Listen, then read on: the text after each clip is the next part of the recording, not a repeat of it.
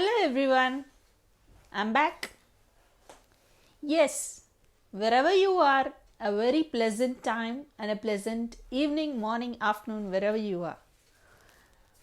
As you all know, I'm Preethi Veronica. I'm from Vizag and I'm a lecturer in English. And towards the end of this series, I have this amazing concept which I would like to share with you. It's again my favorite author, Dr.Wayne Dyer. In his book, I can see clearly now, he mentions certain incidents in his life that are literally life changing. At the beginning, he writes that he never liked his father because his father left him and he was put up in a foster home by his mother. He was very unforgiving and he did not have a pleasant life. But after he turned 33, he was given a professor job in one of the universities. It was at that time that he literally figured out where his father's tomb would be. He went to his father's tomb after knowing that he passed away, and a miraculous incident happens there. He says, Dr. Wayne, to his father, who is no more, I send you peace from now on. I give you love from now on. And when he literally relieves his pain, he comes to a conclusion that he has a greater picture of life. Though he was awarded to be professor, he doesn't take up that job. He has amazing enlightenment and he goes to a place and for the next 20 to 30 days he writes a book. It's called, if I'm not wrong, Erroneous Zones. And in his book, I can clearly see now, Dr. Wayne talks of another episode in his life where he literally got into a miraculous event. What happens was Dr. Wayne has this habit of writing essays on anything and every day. So, what we can learn from Dr. Wayne is that if you keep writing every day, it will help you a lot. If you keep writing on any topic, it will really help you a lot.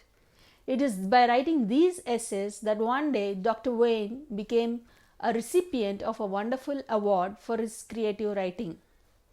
And in his book, Dr. Wayne also talks of an imaginary force called EYKIS. And before I talk about it, I need to tell you that Dr. Wayne had his last child when he was like 46 or 47, way after that. And when his child was born, he understood that his child had some issues. And by learning of that, by learning everything about those issues, he gets to know the cure and to how to deal with this child.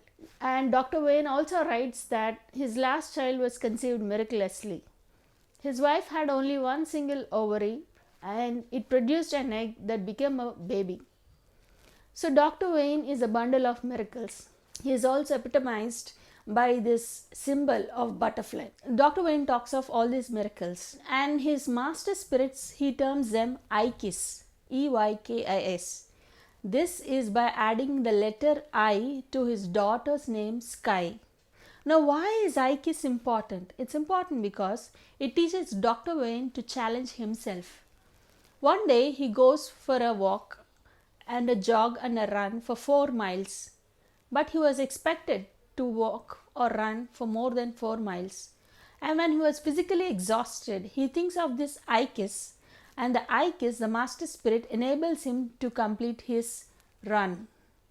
So, Dr. Wayne also says that when you change the way you look at things, the things you look at change. And Dr. Wayne also talks of the influence of the brain on your body.